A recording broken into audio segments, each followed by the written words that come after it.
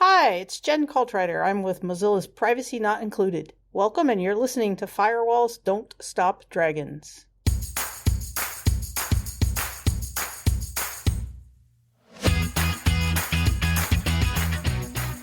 Hello there, everybody. Welcome back to Firewalls Don't Stop Dragons. I'm your host, Gary Parker, and today we have episode 364 for February 19th, 2024. I got a great interview for you today. This one it's been percolating for a little while, ever since that article came out from Privacy Not Included about the horrible state of privacy with modern vehicles. We've already talked to Andre Amico about this a couple times, but after that article came out from Mozilla, I reached out to them, and Jen Caltrider very graciously agreed to come on the show and talk all about it. So we're going to dig deep into that today. And it's just horrific, and really something has got to be done. So real quick, before we get to that interview, did you know that you could buy your very own Firewalls Don't Stop Dragons merch? I have not mentioned this in way too long. I'm just a horrible marketer. But yeah, hey, it's a thing. You can actually get those dragon logo t-shirts and stickers and mugs and hats and tank tops and sweatshirts and sweatpants and bags and even teddy bears, all sorts of stuff you can buy with my logo on it. Now, I honestly, I don't make a lot of money on these things at all. It's really more about just kind of getting my logo out there. For me, it's kind of, helping other people find out about what we're doing. But hey, if you're a fan of the show, there's some cool stuff in there. And honestly, if there's something you would like my logo on that they don't sell, or that I don't sell at the merch shop, just ask. I could probably, they sell just about everything. So if you're looking for something in particular that's not there, a style or a color or an item or something, let me know, and I can probably add it. Now, they've got promotions all the time. They change from week to week, I think. I think this week, for example, I think it's free shipping. I think next week is 20% off. Maybe I've got that backwards. They come and go. I don't control them. The company I work with to do the merch just randomly does these things, apparently. So anyway, if you are interested, the quick way to get there is just to go to fdsd.me/merch. And that will take you right there. The new spring line is out. You really should check it out. Anyway, I just had not mentioned that in a long time. I probably should mention it more often.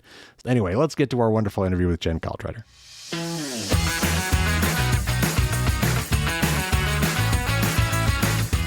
Jen Caltrider has covered technology as a journalist with CNN and went on to create and lead Mozilla's wonderfully helpful Privacy Not Included project, working as a consumer advocate in the realm of security, privacy, and artificial intelligence. Welcome to the show, Jen.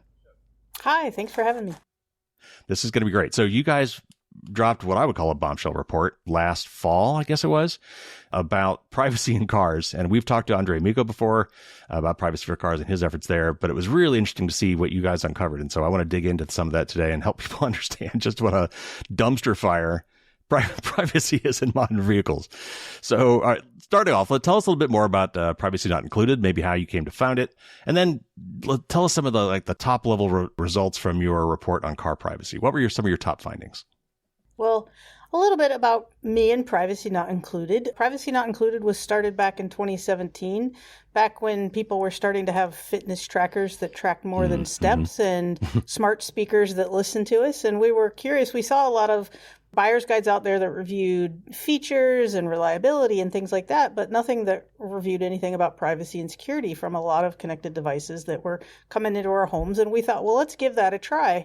And Mozilla is, most people know Mozilla for Firefox. So we're not known for, at the time, we'd never reviewed products. And so created this little project that we wanted to see if it could work out called Privacy Not Included, where we reviewed that first year 48 connected products for privacy and security, very kind of bare bones. We looked at privacy policies to see what we could find, and then to see if people cared. And we were happily surprised that people did care.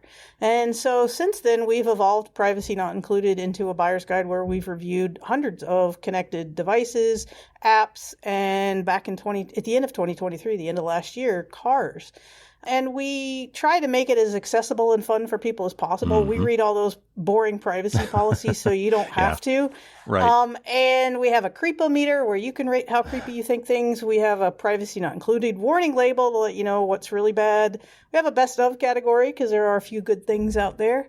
And mostly we just try and have fun and let consumers know what good choices they can make, which leads us to what we found last year with cars and what we found last year when we reviewed the privacy and security of 25 car brands across 15 car companies was that there were no good choices. They were all bad.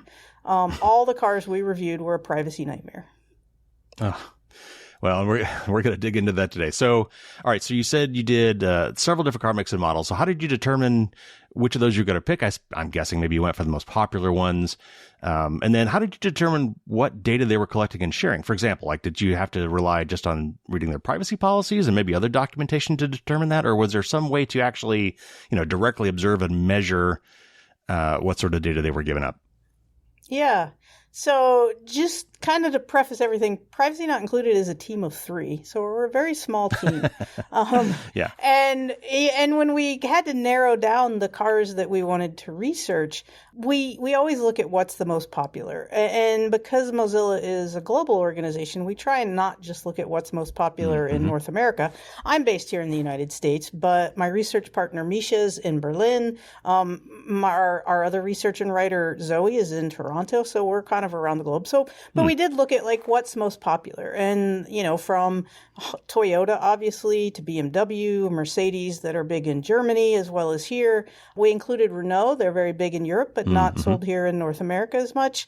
And so we just looked at what was popular. We had to kind of cut off at some point, and unfortunately, I cut off Mazda and Volvo. And since then, I've had thousands of people going, "Why didn't you review Mazda or Volvo?"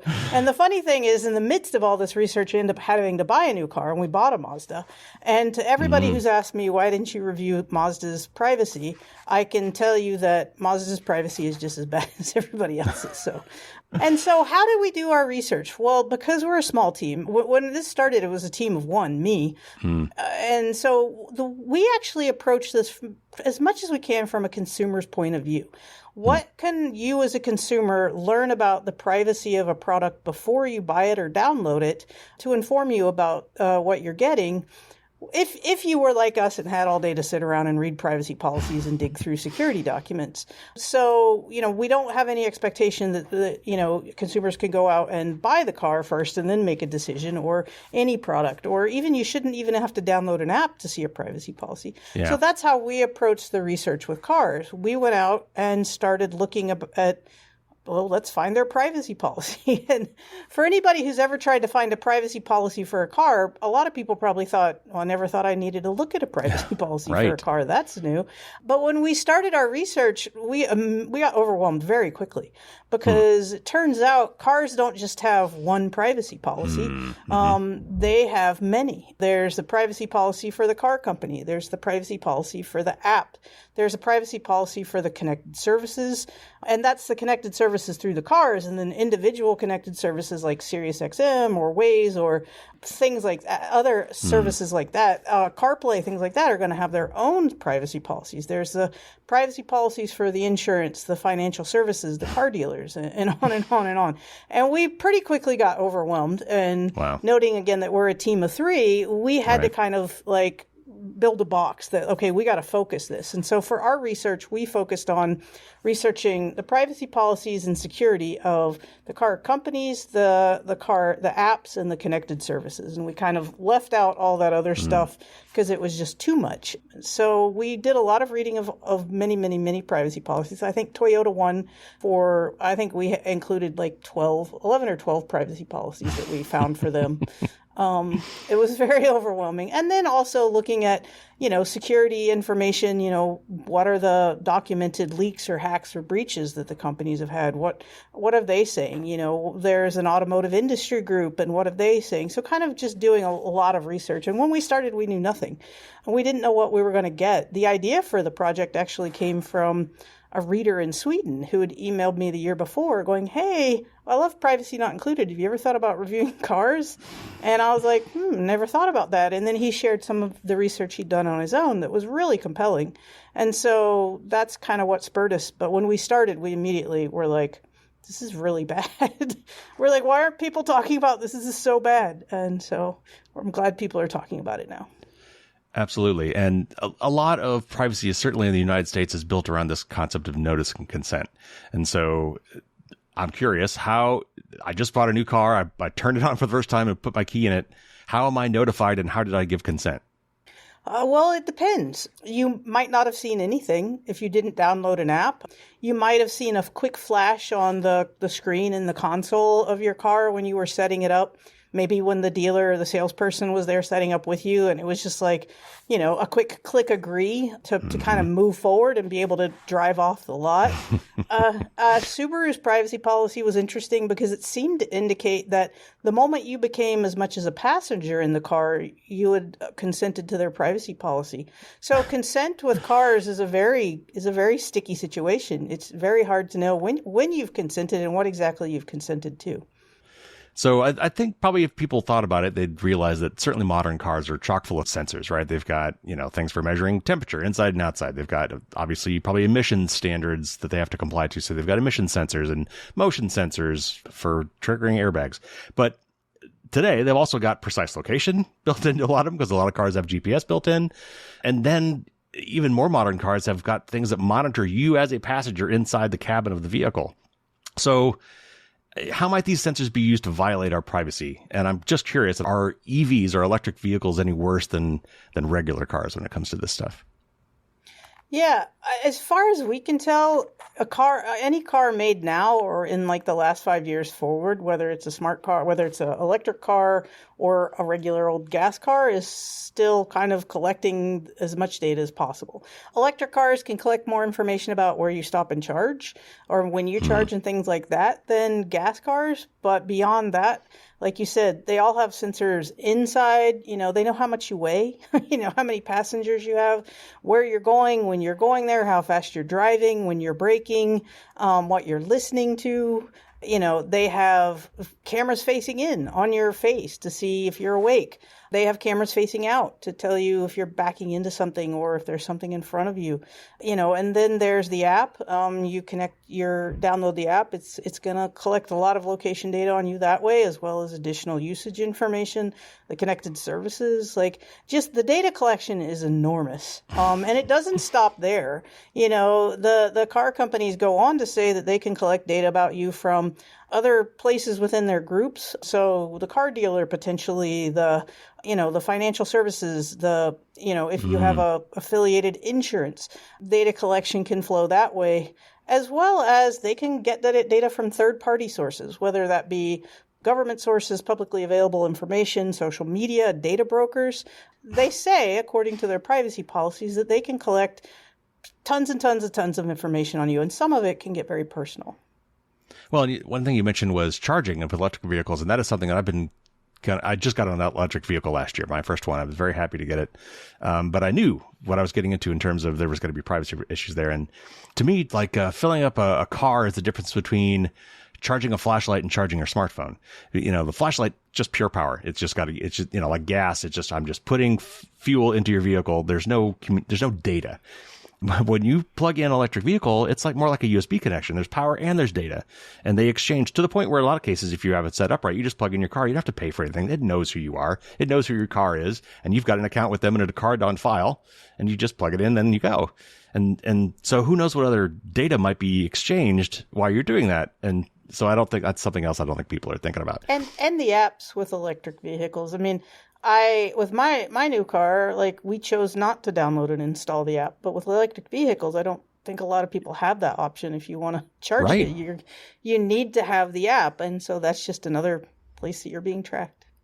Well, and some of the really cool features that we had on cars, like remote start and things like that, were on the fob, and so that's fine. But there's so many interesting things you could do with my car now. Like if I'm sitting at dinner and I'm about to pay the check and it's really cold outside, I could tell my car warm up to 72 degrees before I get there. That's a little different than remote start. And it could be 100 yards away, that a key fob wouldn't reach. And so you need the app for that. And they know that. And so they put a lot of really cool features in the app, and they want you to download the app. So, all right. So let's formalize this a little bit. You've made mention of the other third party things like Sirius and CarPlay, Android Auto, and smartphone apps. Like you're saying, this is more and more common. My mom has an ICE vehicle, internal combustion engine. She's got a regular fuel car, but it comes with an app. And the salesman was really pushing hard for her to install that app before she ever left the parking lot. When she bought the car, it's like, oh, first thing to do is before you even get the car is let's install the app. And at the time, I told her I wouldn't do that. Like, just tell them no, and we'll think about it later. But I bet you it's not going to be much longer than even ICE cars. You're almost going to have to get the full use of the vehicle. So anyway, do we know what kind of... Go ahead. Well, I was just going to add, because that's interesting, because since our research came out, I've heard a few anecdotes of people who bought cars. One person who I work with who bought a car, and as part of the buying process, the salesperson pushed her to download the app and mentioned to her that her commission was based on whether... was tied to getting her to download and install the app and accept all terms and conditions. And that it wasn't just download and install, but accept all terms and conditions. Right. And then I was That's telling.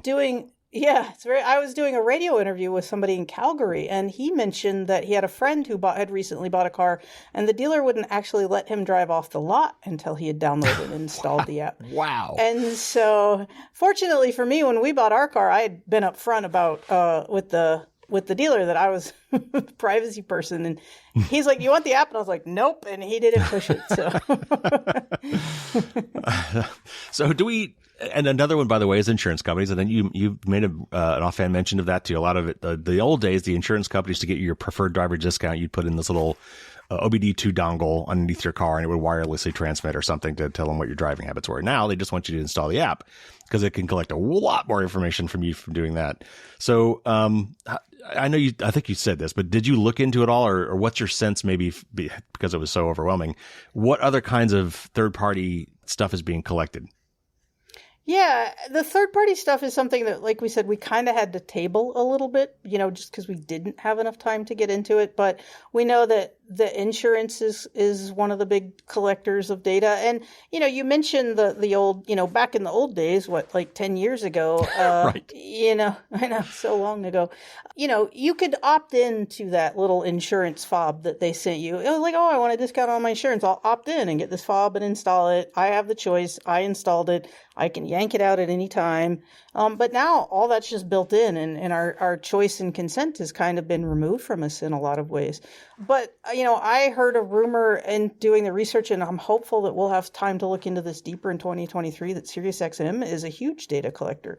They're not just collecting data. I've heard, I can't confirm this, so, but I've heard that, and I want to dig into it, that they're not just collecting data about what you're listening to on the radio, but they're collecting data about your car and your movements. And you're like, well, why would SiriusXM need to know about that? And then, there's just so many other, the sharing of information. The one that really stood out to us as a big concern is the sharing with government and law enforcement, and the very low bar that a lot of these car companies listed as, the bar that they would share some very personal information with law enforcement or government. And that kind of gets like a little more creepy when you think of how that could be used and abused. We saw one privacy policy that mentioned they could share data with law enforcement or government based on informal requests.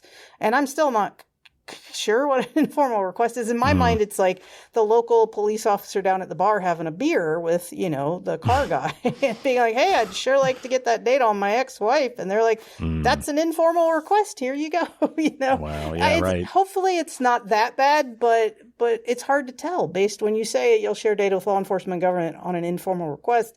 It feels like a very low bar. Well, and I think there's two angles to this, and like any data collection stuff that we've talked about on the show a lot, is there's two angles. There's the consumer angle, where these companies are publicly traded companies and their shareholders are demanding value. And so if there's money on the table, they want to pick it up. And that money right now is monetizing your data. So they're going to find any way they can to monetize that data. But what that does in turn is it enables law enforcement, or whether they be foreign or domestic. I mean, this could be, espionage or nation states. That data is now there for them to collect as well, either through formal means or by hacking, I guess. And so, data is going to, if you build it, they will come. These data, there's all this data.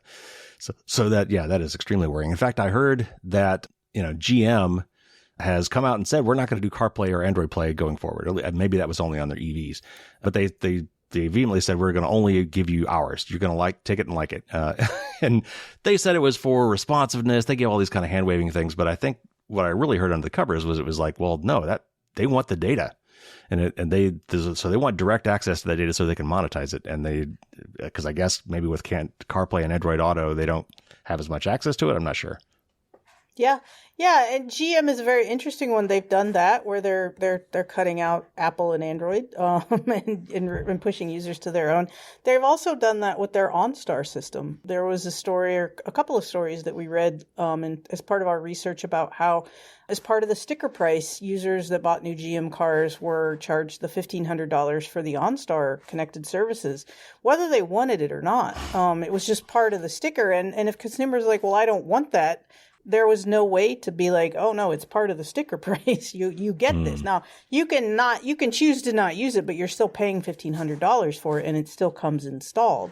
And so GM is an interesting one and really looking at ways to capture that data and keep people within their own systems to get it. It kind of stinks. Yeah, more than kind of. Okay, so let's say I've listened to this podcast, I'm buying a new car, and I'm like, you know what? I'm going to find those privacy policies. I'm going to find out where I can opt out. I'm going to find those consent dialogues, and I'm going to say no. Is that possible? How would I do that? And I'm curious to know if, since you said you did a global thing, is it better for people in Europe? I don't know if European cars are different, or if you have to actually be a driver in Europe, but is it different there? Yeah. So my short answer is good luck opting out. You might be able to opt out of some small things, but I'll use the example of Tesla's privacy policy as kind of a way that I think the car companies approach this. And Tesla's privacy policy had a line in it, a paragraph in it that said, hey, you bought this car because it's connected, but we get it. If you want to opt out of personal data collection, you sure can. Here's how. And you're like, great. And then you read the rest of that paragraph and it goes on to say, however, if you do this, your car might become inoperable or unsafe. And you're like, wait a minute, that's not a choice, And right. And what we see with a lot of these car companies is a lot of these features can be, safety features. A lot of them are safety features. Backup cameras is a great safety feature. A camera that monitors to see if you're falling asleep and notify you is a good safety feature.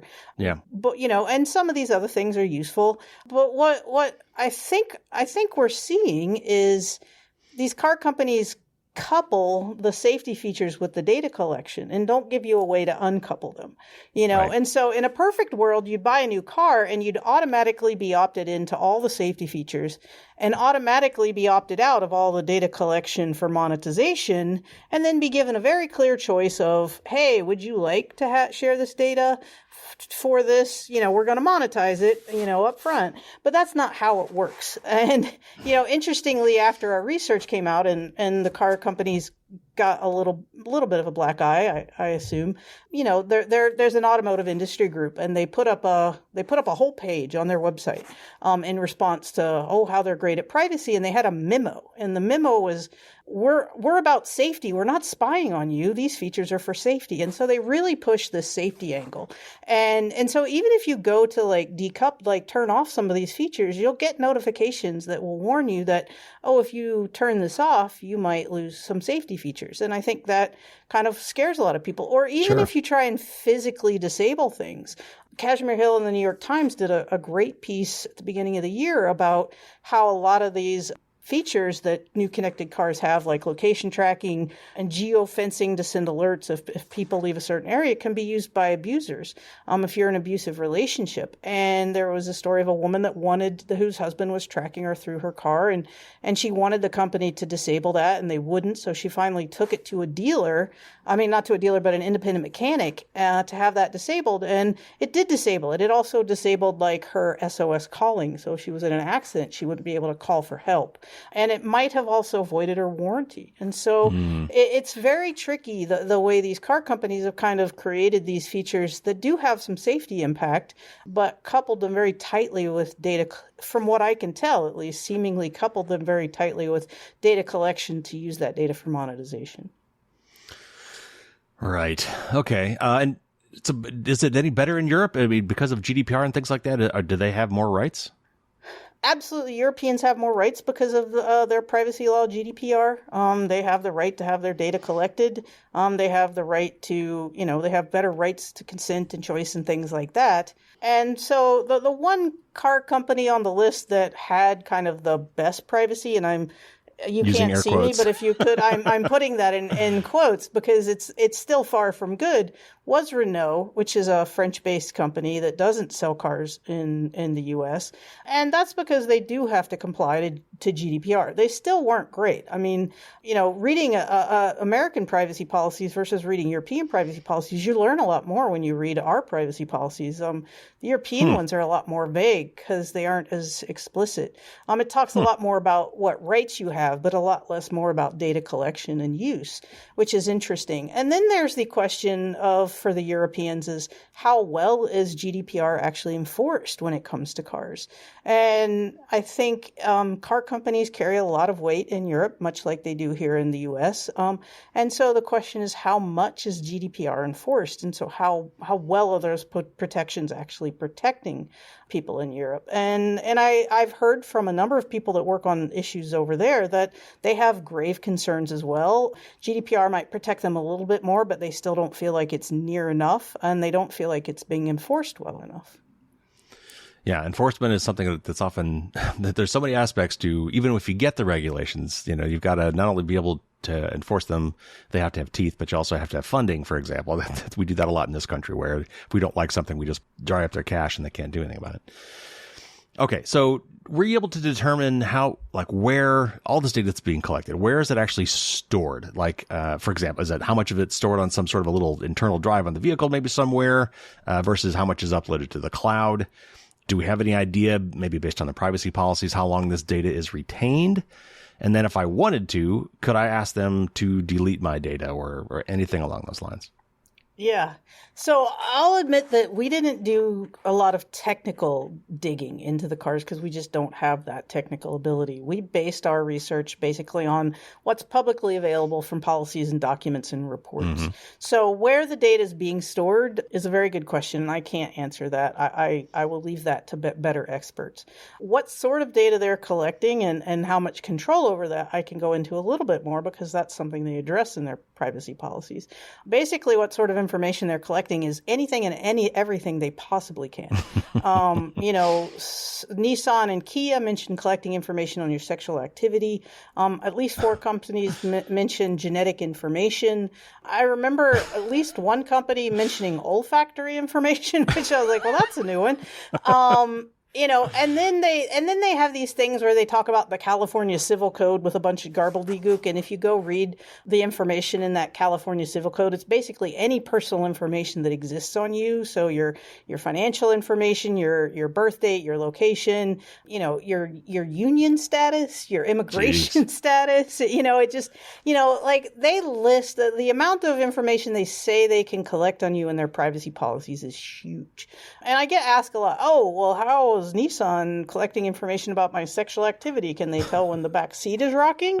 Right. And the answer to that question is I don't know. I don't know how they're collecting it. All I know is that when you purchase a Nissan, in order to use their product, you have to consent to a privacy policy that when we reviewed it said that they could collect information on your sexual activity and use it for purposes such as direct marketing.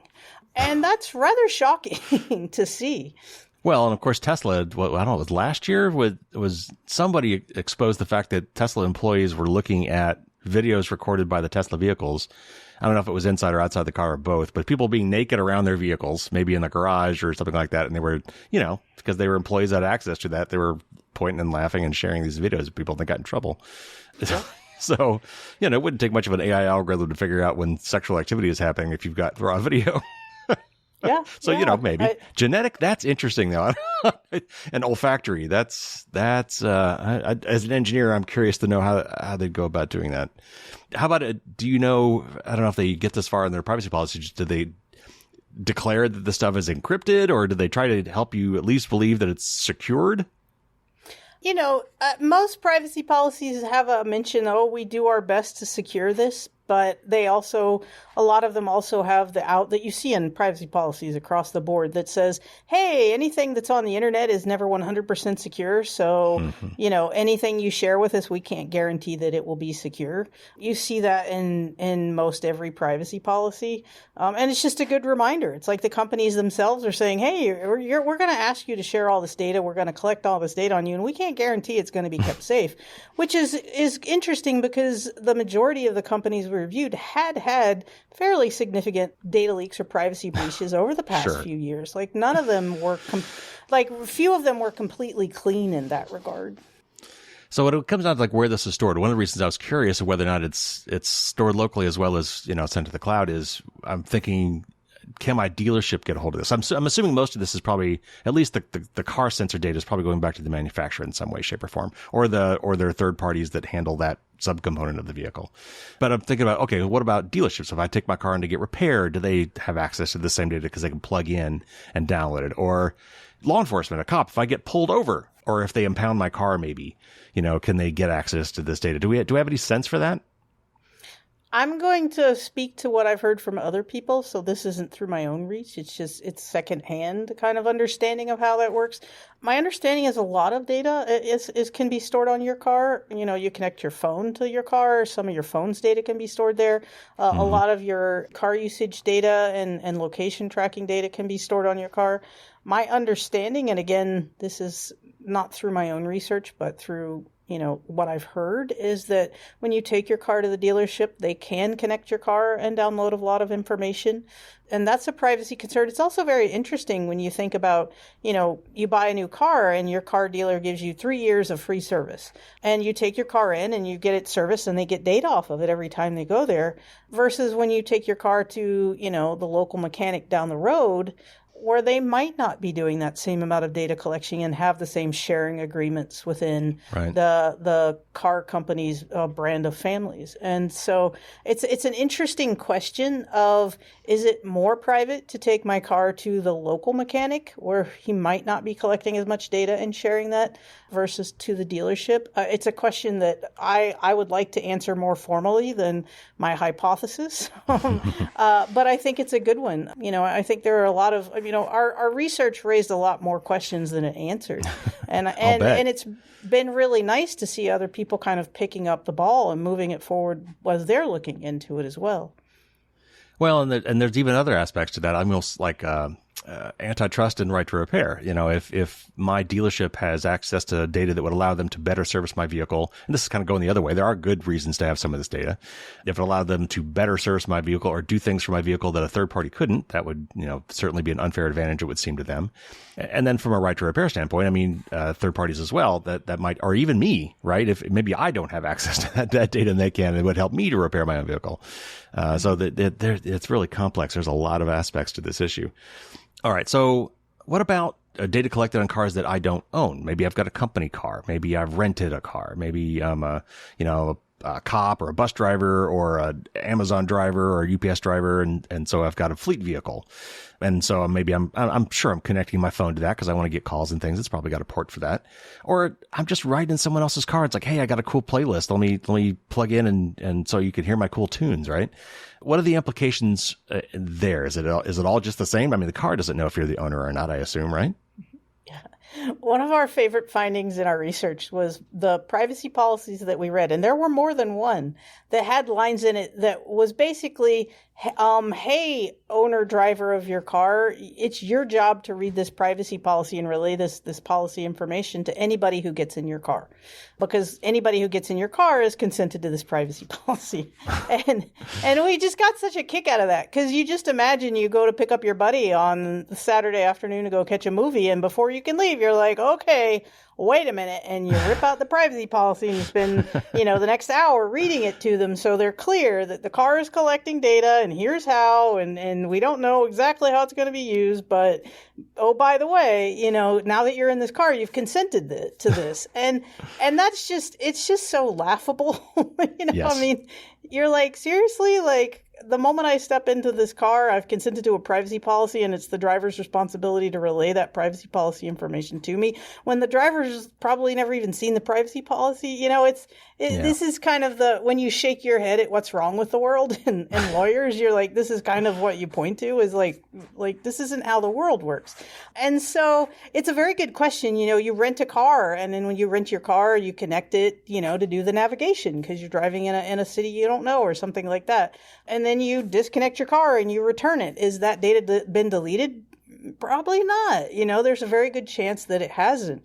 Or you sell your connected car and you forget to disconnect the app, and the next person's driving it around and you can see their location in your app still because you forgot to disconnect the app. A lot of people don't think, I need to wipe my car clean and do a factory reset when I sell it or return it. And so again, this is just kind of one of Privacy Not Included's biggest gripes since day one is the companies put way too much onus on us, the consumer, to protect our own privacy from them instead of doing a good job at protecting our privacy. And every privacy policy I've ever read starts with, we here at X company really value your privacy and we do everything we can to respect it. Right. And then you go on to read all this other stuff that indicates otherwise. And so, there's just way too much responsibility expected on the consumers right now. It's beyond ridiculous, and there needs to be some serious change. Yeah, noticing consent, it's a farce. It's way too easy to pull one over us, and we're inundated with these things. We all just click agree. I mean, we don't have time to read these things. Literally don't have time. These things are huge. These privacy policies are novels. Yeah, and even if you did have time to read them, the chances of understanding them are small. I mean, like I said, me and my team read them for a living, and we spend half our days scratching our head, messaging each other back and forth. Goes, does this make sense to you? What's this mean? And it's all very legal, lawyerly. There's a lot of vague. Well, we may collect information about X, Y, and Z. Or you have the right, one of my favorites is you have the right to request your data be deleted. Well, I mean, everybody has the right to request anything, right? I can request that, Ford give me $1 million, that doesn't mean they're going to do it. And so to put a line in and say, hey, you have the right to request your data be deleted. And then they go on and said, depending on what jurisdiction you live in, that will determine if we actually delete your data. And I know you asked about data deletion a little while ago, and I never answered that. And the answer in the United States is it depends on what state you live in. I live in Vermont. After we bought a new car, I went online to ask them Mazda to delete my data. And you go into the little form, and the very first thing they ask is, what state do you live in? And when I told them Vermont, they basically laughed me off the internet and said, haha, we won't do anything. If I'd lived in California, then there could have been okay, finish completing this confusing form and we might delete your data. So it's pretty haphazard when it comes to data deletion. Well, and I'd also have to think, just from a legal standpoint, the ownership of that data must get really muddy when you're renting a car or when it's a fleet vehicle and you don't own the car, but you're the assigned driver of the vehicle. Maybe you're signing that away as part of your rental contract, for example, or when your employee contract, when you become a driver, that, any data we collect of the car is ours, not yours, and you give up your rights to it. It's so muddy. It's just, Okay, so we like to say, if the product is free, then you are probably the product. But cars are really expensive. There are unfortunate times when this, our cell phones too, right? We pay a lot of money for our cell phones, and they're still monetizing our data. Are car companies being upfront about this? Are they telling you when you're buying a vehicle now that they're doing this? Are dealers required to not only force you to apparently install the app, but are they at least required to give you some sort of a heads up that they're doing this kind of thing? Is there enough transparency? The short answer is no. Like I said, we just bought a car last year. At no point was a privacy policy or privacy documentation, information sharing kind of ever presented or discussed as part of that buying process. It's like I said, some cars will, you'll start it up and you'll get into the connected service and there'll be a quick screen, and I've heard people describe them as really quick, and they act, and you actually hit a button to try and sort it out. With a new car, you're like, how does this work? And you hit buttons and things disappear, and then they never come back, and you're like, I don't know what I just agreed to, and at this point, I don't even know where to go to find out. So no, the process to inform consumers and be transparent with consumers about this is non-existent at worst, or very, very, very weak and lame at best. But if you talk to the car manufacturers, they'll swear up and down that they're transparent and they're open and they give people all kinds of opportunities for choice. And I don't know if they're out of touch or evil, but that's not actually what's happening. I don't think that's most consumers' experience with it. And so, yeah, no, there's nowhere near the level of transparency, choice, and consent that needs to exist right now. We've focused a lot about privacy, and I think that's enough. I don't think we necessarily have to go further than that. But if for some reason if that's not compelling enough, let's think about like security, because there's beyond just this creepy factor of behind the scenes they're monetizing me, and oh, that's funny. I went to this area of town the other day, and now I'm seeing ads for the store that's right over there. Is that a coincidence? Probably not. But anyway, besides just, the creepy privacy stuff, there's real security aspects to this kind of data being collected. I mean, one of the things you mentioned was, and I saw the article too from Kashmir Hill about spouses who, or ex lovers or significant others, whatever, somebody you were with, you shared a car together, you're with some time together, and they've maybe now have access through the car app or something to track you or to get some of this data to find out, oh, maybe she's cheating on me. Where's the new place she's been spending the night or things like that. There are security issues around this too. Do you know of any other, like either theoretically or true actual anecdotes where this has become an issue? Well, it was interesting when we were doing our research, we would read as much about the cars and apps and stuff as we could.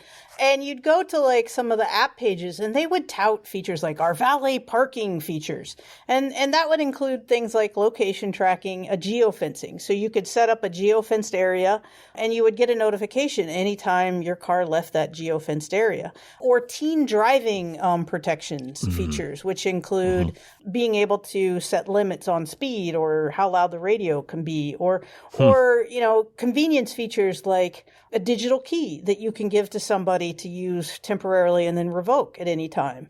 And as we were reading about these, they all sound, valet parking feature that lets me track things and get a notification when a car leaves an area, or digital keys that I can revoke at any time. And, I'm a jaded person, and all I could think of was how these could be used by abusers in horrible, horrible ways.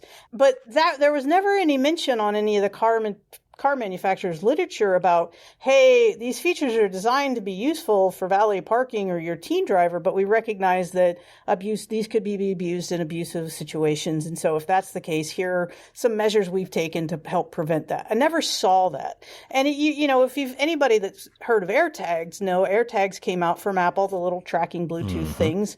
And not long after, people are like, oh, these could be used by stalkers. We need anti-stalking features. And Apple said, oh, yeah, we better get on that. And they did. And it's gotten a little better. And I feel like with the cars, it's like, again, it goes back to, was there just nobody in the rooms when they were building these things? Like, was there like literally no woman in the room that said, hey, this could be really abusive if somebody got a hold of this? Like, or did some woman in the room raise her hand and they just ignored her? Or did they just not think? I just don't know how you could build these features for location tracking, geofencing, remote keys, limiting area, limiting speed, and not think how they could be abused, and then not have any way to like acknowledge that this could be abused and say, here's how to contact us if you're having issues, or here's a way to disable things, or just anything to kind of mitigate that. And again, I don't know, is it car companies are stupid or are they evil? I can't tell, but it's really frightening to me that there's women out there that have been stalked by their abusers by their cars and haven't been able to get the companies to do anything about it. Well, as somebody who attends DEF CON every year now and going to their car hacking village, what this means to me is these cars are now on the internet all the time, at least while they're on, I guess. But like with my EV right now is technically off, but it's on. It's got a battery in it. I mean, I could communicate with it right now if I wanted to by whipping out my app. So it's on, which means it's connected to the internet. And it's not just Wi-Fi. It's not like it's just when it's in my garage. It's got a cellular connection. It's connected anywhere there's cell towers, which is everywhere. And there have been cases like the classic one was the Jeep one where the guys were able to hit the brakes on a Jeep remotely. And there's been other ones recently too, where there's been remote hacking on these cars. It could be a security nightmare. And of course, and then there's espionage capabilities. What if I could track the car that I know that President Biden's Secret Service detail uses? Or, I'm sure I would hope that the beast is a little more locked down than that. But certainly there's got to be espionage and other, even if you trust your own government with this information, you might not trust foreign governments. Do you have any comments on that? Do you have any thoughts about that? Yeah, I mean, there were some articles that we came across about how ICE had very cozy relationships with some of the car manufacturers to share data to track people that they had deemed illegal immigrants. You know, you think about our abortion laws in the country now and how that could really be used against women seeking reproductive health care. Yep. And you mentioned, government is a big entity. There's local government, there's state government, there's federal government, there's foreign government. And any of these getting access either legally or illegally to listen in, to look in, to take control of your car, it all gets really scary really fast, especially when you think of, we're Americans. Our cars mean something to us. They mean independence and freedom. And, they're where we have our first kiss, or the hanky-panky in the back seat, or we sing too loud, or we have a sensitive conversation with our kids. People think of them to this day, I think they still think of them as a private space, an extension of their home. And the fact that they are so no longer private to the degree that they are, and people aren't really aware of it because we don't buy cars every year or every couple of years like we do a phone or a computer or something like that. We buy cars every 5 years or 10 years, and privacy can't be the first thing we think about. You have to think about what you can afford and what's safe and what features fit your needs and what's available to you. And only after all that, maybe privacy might be a consideration, but after you bought the car, it's too late to do anything. And even if there was anything you can do, which there's really not. And so it's just, we've gotten to the point where we're just in a really bad situation, and there's not a lot consumers can do. And it's up to the policymakers and the regulators to step up and push these car companies to be better, because there's just, at this point, we're kind of helpless, and that stinks. As a privacy researcher who advocates for consumers, it makes me really, really angry when consumers don't have any choice. As well it should. So what kind of response did you get from this article? From the manufacturers? I know you tried to reach out to them beforehand, but once the article came out, did that wake them up a little bit more for some of the ones that were less responsive? And what I'm curious is, did this trigger any response from legislators, either in the U.S. or abroad? The car companies continue to ignore us. They mostly ignored us when we were doing our research and reached out to them. We heard from a couple. Mostly one told us to stop spamming them with their questions. Another one answered a couple of our questions, but not very well. And then after it came out, we didn't hear from them at all. They basically ignored us.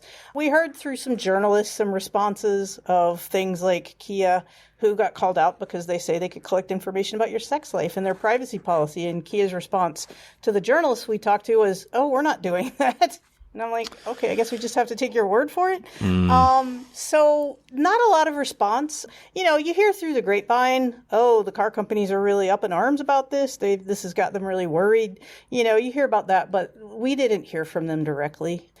In terms of the response from policymakers and regulators, that has been encouraging. I mean, we've talked to some staffers that work from the House Energy and Commerce Committee about what we found and what might be some short-term things that could be done. Senator Ed Markey's office sent a letter to the 15 car companies asking some of the questions to the car companies to answer some of the questions that we couldn't get answers to. At least 4 European members of parliament have submitted questions for car companies to answer, trying to get answers and doing their own work over there. And so it's been nice to see that at least some of the elected officials and regulators and policymakers, we talked to the folks from the GAO, the Government Accountability Office, which was very exciting for me. I'm a big fan of the GAO. And so it's nice to see that that's happening. Maybe a little late, maybe a lot late, but it's happening. And it's nice to see that it's happening both in the United States and in Europe, because those are the big markets, and hopefully, anything that can be pushed here or there can be trickle out to smaller markets too.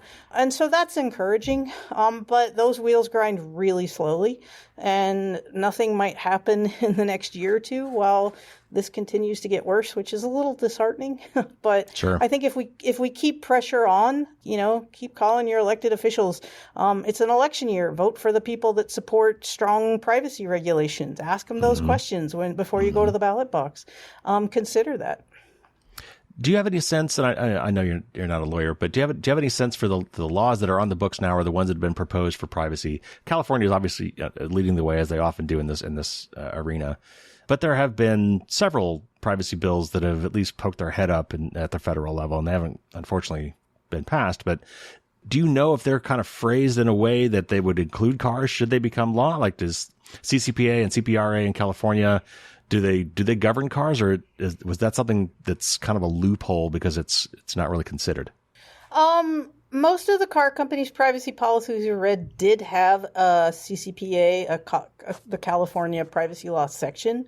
It was actually, if you're ever interested in reading a privacy policy because you have way too much time on your hands, just skip to the California privacy policy section if a privacy policy has one, because it tends to be a lot more detailed, because California law requires that they disclose, what the information is collected for and how it's used and if it's being sold under the definition of sold of California. And so CCPA does govern this. But it only goes so far. Californians have the right to know more, or have the right to know if their data is being sold, and they have the right to have it be deleted. But it doesn't put any limits on the rights of what can be collected and how it can be used necessarily. And so that's kind of where the problems come in, is just car companies collecting as much data as they possibly can and then saying, oh, we're going to use this for legitimate business purposes. And so much can be considered a legitimate business purpose. So I'm no policy expert, so I can't go into the details of all the state privacy laws and what covers what. And like you said, there have been some proposed federal privacy laws, but nothing that's actually really kind of got a lot of momentum behind it right now. Hopefully that will change soon. So we're still a long way away, and privacy protections aren't very good across the country. Even where they are good, they still aren't nearly enough.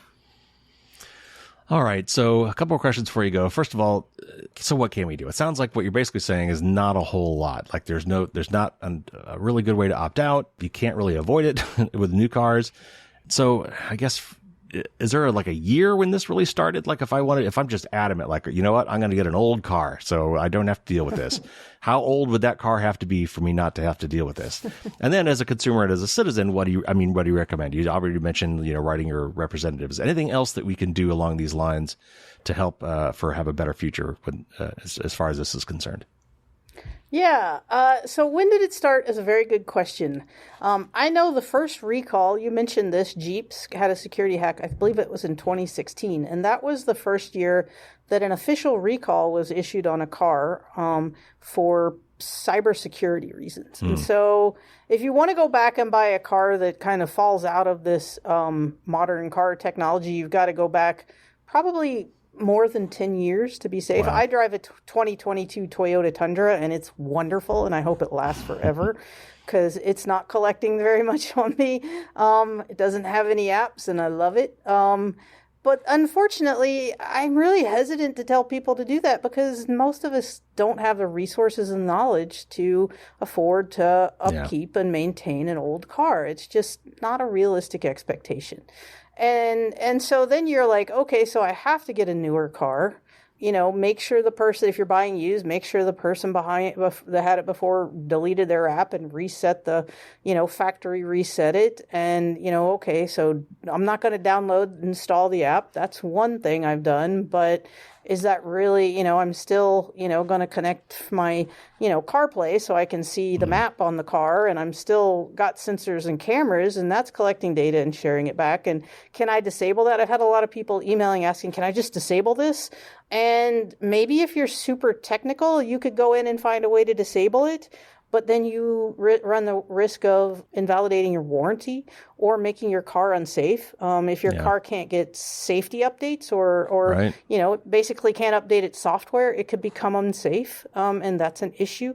And so I would be very hesitant to recommend people to fool around with that sort of stuff. So really it does come down at the end of the day that unfortunately, consumers don't have good options. I live in a rural area, so riding my bike everywhere isn't an option. And again, it comes back to it's time for the people with power to do more. It's time for, I would love to see the car companies do what's right, but my faith in that is low. So it comes down to us pushing the policymakers and the regulators to really do something, and do something with a strong consumer focus. Don't let the car companies in to write their own privacy laws. Yeah. Don't let them self-regulate. Like, we need something that's better. I mean, because now the stories are coming out that, car companies are now coming with Chat GPT. Mercedes comes with TikTok installed. You're getting even more data collection mechanisms built into your car, not less. And so, yeah, I hate to be such a doom and gloom Debbie Downer. I really do. But I at this point, I don't know what to tell people that could actually be useful. Little things like don't install the app, request your data be deleted and see what happens. But those are drips in a pond and not nearly enough. Well, I'm so glad you're doing what you're doing. I have a best and worst gift guide that I put out every Thanksgiving, and I reference you guys all the time. So I refer you guys to the Privacy Not Included all the time. It's great stuff there. And this particular report is just earth-shattering. So what's next for you guys? Tell me what's coming up. Do you guys have any more broad product categories you're looking at? Like, I don't know, medical devices or things like that? Or anything else that you want to focus on in your next big expose? Yeah. Well, our very next thing is Valentine's Day. And so in the past, we've reviewed dating apps and sex toys. And that's been some of our most popular content, shockingly. A couple of the sex toys have year after year been some of our top searched products. So, and dating apps are very popular when it comes to privacy. So we're refreshing some of our reviews on dating apps. But this year we're adding reviews of AI girlfriend chatbots or romantic chatbots. Yeah, that's a thing. Yeah. That's a growing thing that exists in our world now, these relationship chatbots. So we're looking at those now in advance of Valentine's Day. And that's kind of, that's not probably going to be on the expose level of cars, but it is interesting and it is something that people seem to care about. But we are going to spend some time later this year digging more deeply into the AIs. AIs kind of exploded last year. You probably never heard of Chat GPT. Now you've heard of it way too much. OpenAI and Bard and everything, and AI is everywhere now. And what does that actually mean for me as a consumer? Our hope is to spend some time this year and dig into that and try and actually understand what that means. And one example that I can give that we've seen already, there's a lot of concern about, you download our AI relationship chatbot. It's designed for you to talk to and share very sensitive information. That's what it's designed for. And so you go into that with an expectation that that's what you're going to use it for. If you agree to the privacy policy when you download it and uninstall the app, so basically download the app and click agree, like you probably will do, you've consented for that company to use the contents of your sensitive personal chats to train their AIs. And is that okay? Should there be a higher bar for consent for your sensitive personal information and the contents of those chats to be used to train their AIs? Should you have to give more explicit consent for that? I feel that you should. I feel that just simply agreeing to the privacy policy when you download the app isn't the high enough bar to say, okay, now use everything I tell my AI girlfriend to train your AIs. I think the bar should be higher. And so that's one thing that we've already kind of started to notice. But AIs are very interesting when it comes to privacy because they're designed to collect a lot more information. Bruce Schneier wrote an excellent article for Slate talking about how the internet, as we've noted, has enabled mass surveillance. And AI is going to enable mass spying. And he goes on and outlines the difference. And it's a really great way to frame how we think about this. Our new AI world is supercharging our privacy concerns. I've been talking about this for 6 or 7 years now, and some people listen, but people are like, I care about privacy, but I don't know what to do, so I just go about my life. With AI is designed to collect tons of more personal information. They're designed for us to have personal conversations, to be our friends, to share a lot. And the privacy policies that we're seeing just aren't sufficient to cover and handle that from a consumer perspective. So we're hoping to get elbows deep into what that looks like and what that means for consumers and see what we can find out and see what we can do to try and push for good. And by the way, if you're not buying into this, watch the movie Her with Joaquin Phoenix, and then I think you'll have a much better understanding of what she's talking about. So, Jen, this is fantastic. We'll definitely have to have you back in the future. This was very informative. Thank you so much for coming on the show. Yeah, thanks for having me.